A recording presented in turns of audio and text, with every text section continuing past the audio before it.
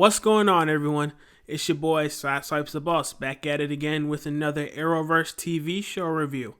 And today I cannot wait to get started with year 5 of the Arrowverse, because this year was one of my favorite years of the Arrowverse. Just had a bunch of ups this year.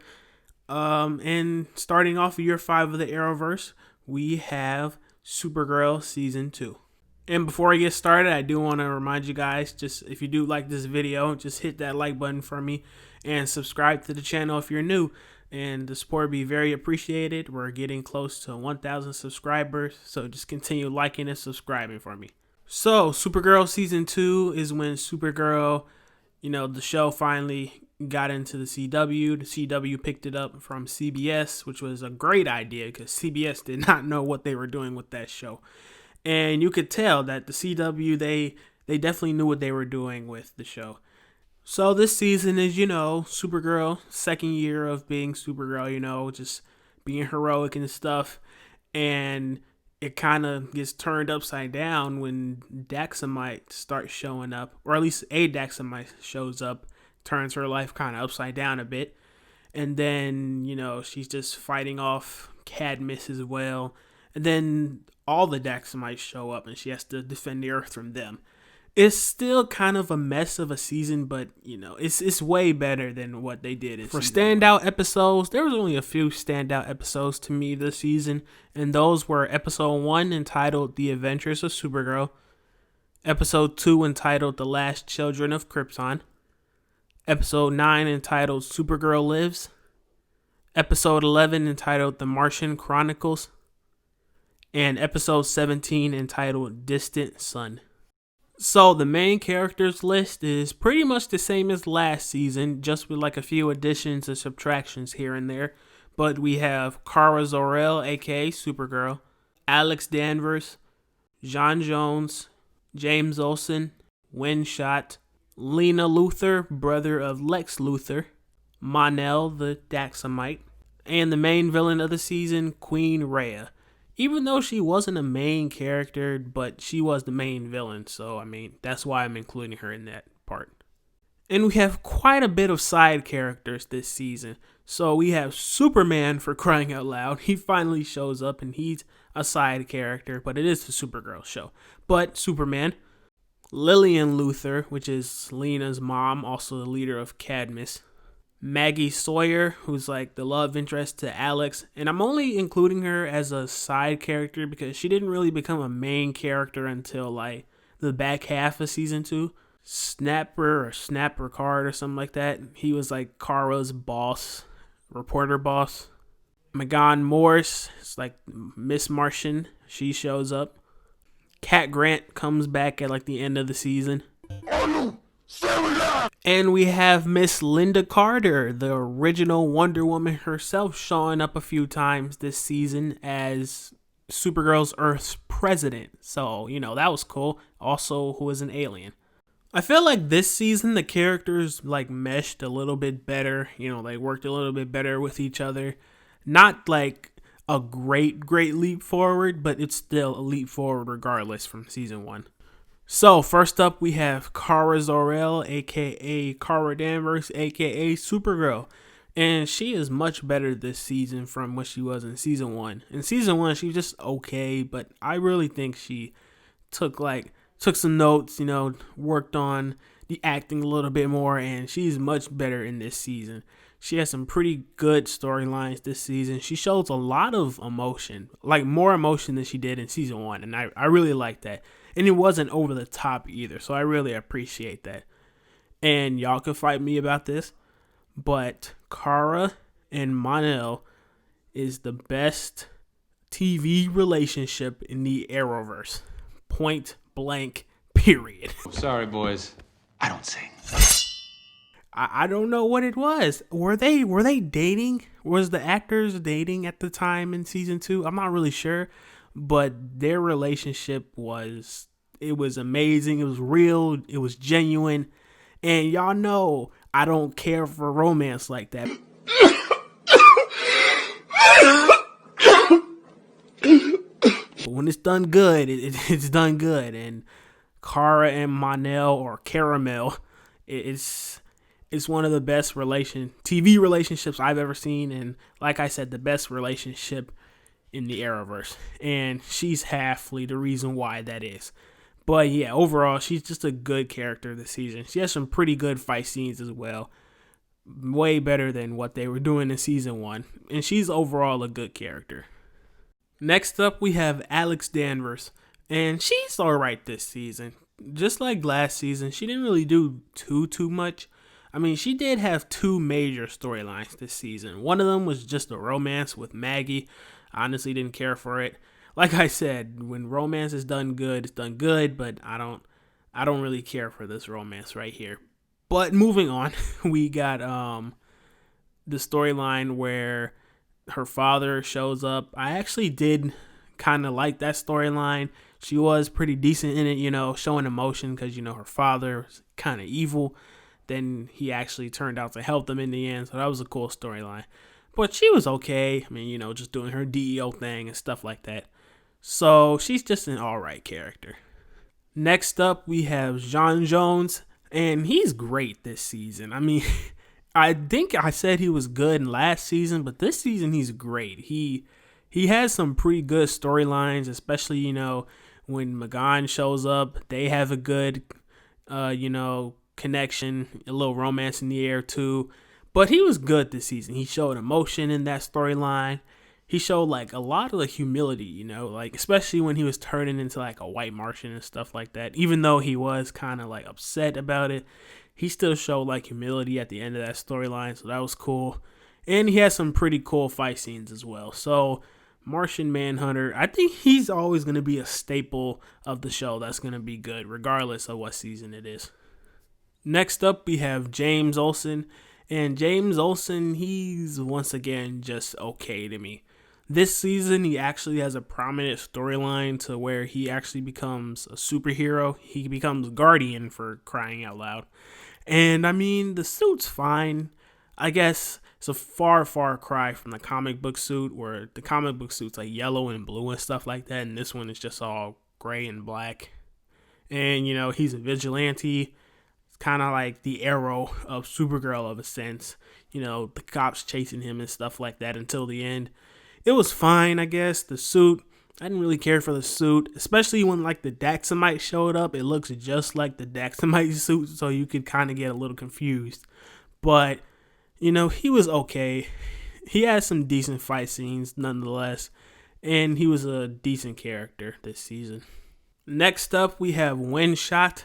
And he was once again great this season. I mean, he just took all his charm and moved it to the DEO platform instead of, at Catco. That was pretty cool. I didn't really care for that relationship he had with that alien. I mean, it honestly looked more one-sided to me. But, he was still a great character. His comedy was always on point. And he did kind of grow in the show, finding out that he could do more than just be the tech genius, actually fight some too. And gotta keep that in the back of your head, because that definitely plays a part in later in the show. But he's just a great character overall. He will continue to be a great character, just like Jon Jones. Next up, we have Lena Luthor, played by Katie McGrath. And she was an alright character this season. She was just showing up. At first, I thought she was going to be a part of the villain team or something like that. Because, you can never trust a Luthor. Thank you, Lex, for doing that. But she was an alright character. She had a decent friendship with Kara. And she had a decent, bond, or I guess, partnership with Supergirl. I said both of them because, this dual personality. Got to keep that secret identity up. But she was a cool character. I mean, she had a decent storyline. She only had 1 or 2, I think, where her boyfriend was the nano chip guy or something like that. Or the nanobots were him, I guess. I'm not really sure. And, she had some decent parts to play when her mother showed up. She was just an alright character to me. Nothing really special. Next up, we have Mon-el, played by Mr. Chris Wood, and he was my favorite character of the season. I mean, he's hilarious, he definitely brings out the best. And Melissa Benoist, whenever they're doing scenes together, they're just great. He has some pretty cool fight scenes as well. He didn't really get a suit this season. He just had the all black DEO with like the orange glasses sometimes. That was weird, but it was fine, I guess.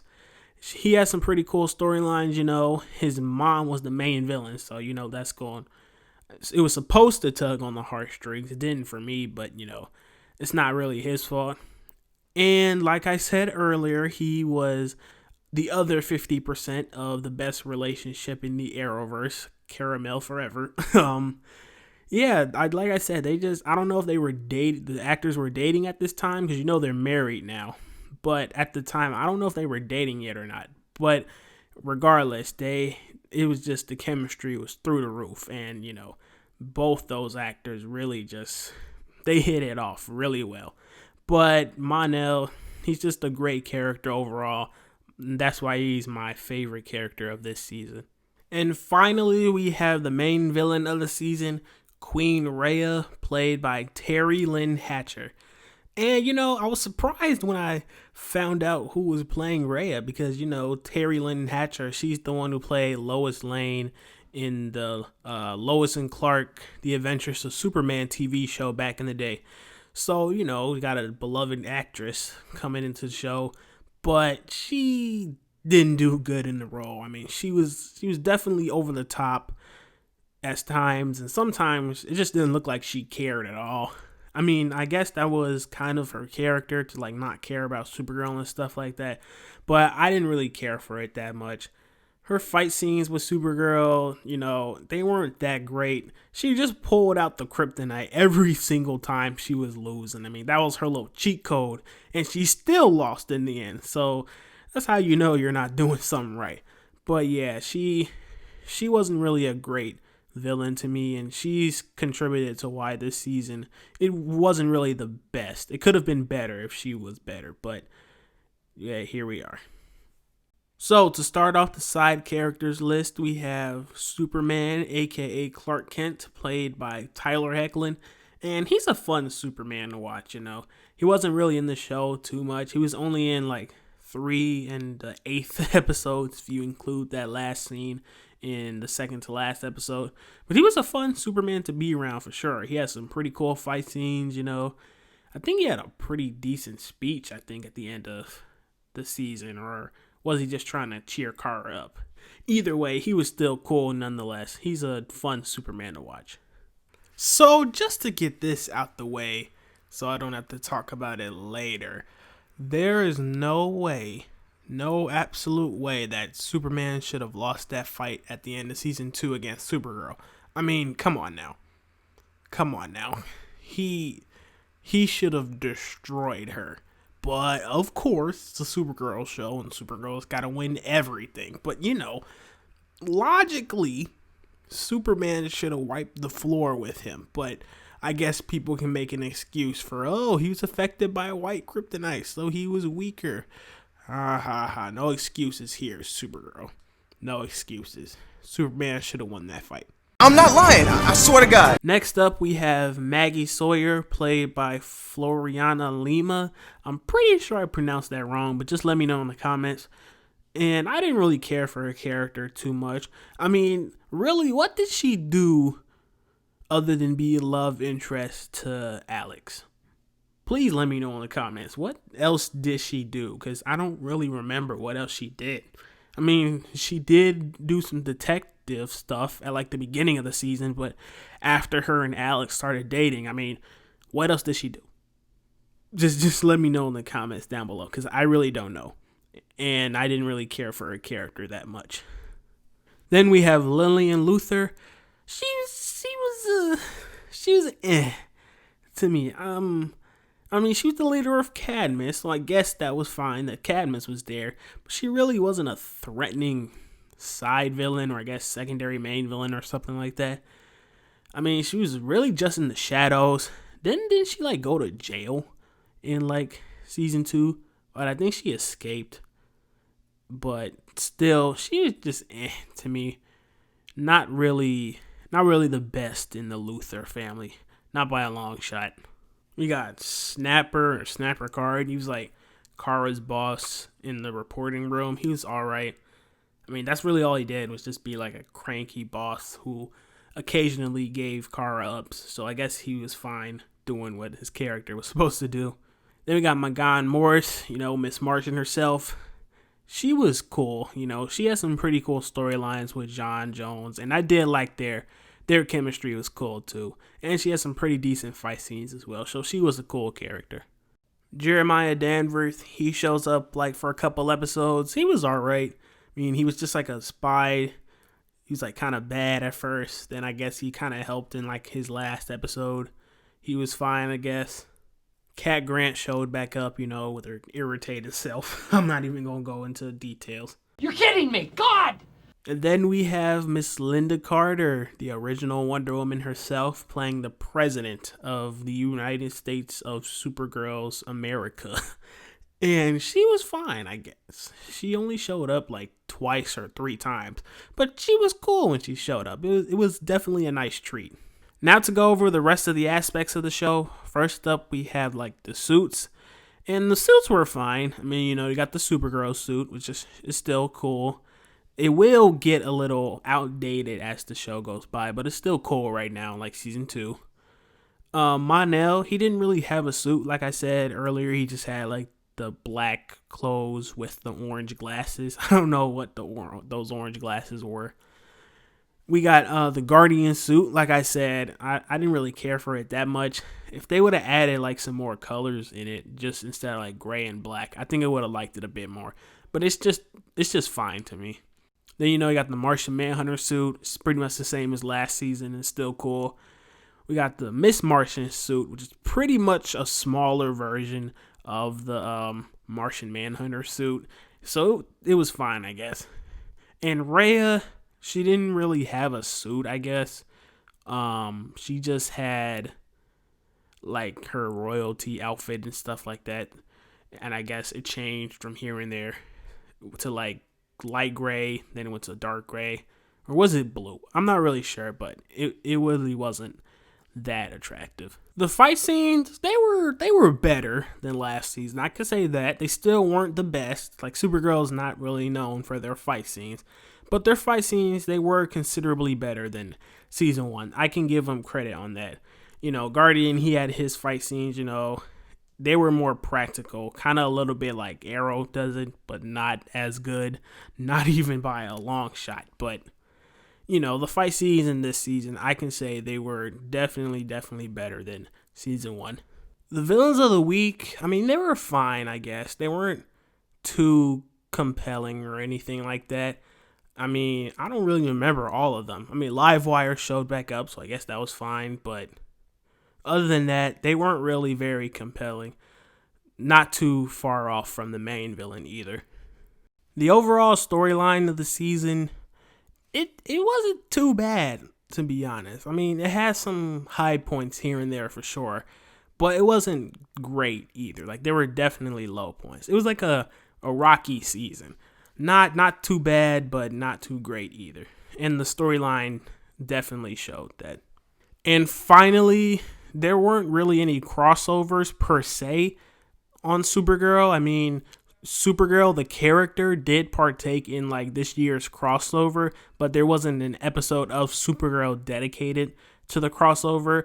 The only thing was, like, the Flash showed up at, like, the end of episode 8, I believe, to come get Supergirl, but that's really it. And it kind of sucked, because marketing kind of marketed this crossover to be a 4-night crossover, but, Supergirl didn't have anything dedicated to the crossover except the end scene where Flash and Cisco showed up, or Barry and Cisco showed up. But other than that, I don't think there were any other crossovers. Well, there was. I mean, I guess that tease when like Music Meister, like he like made Kara unconscious and stuff like that, and they had to go to Flash's Earth.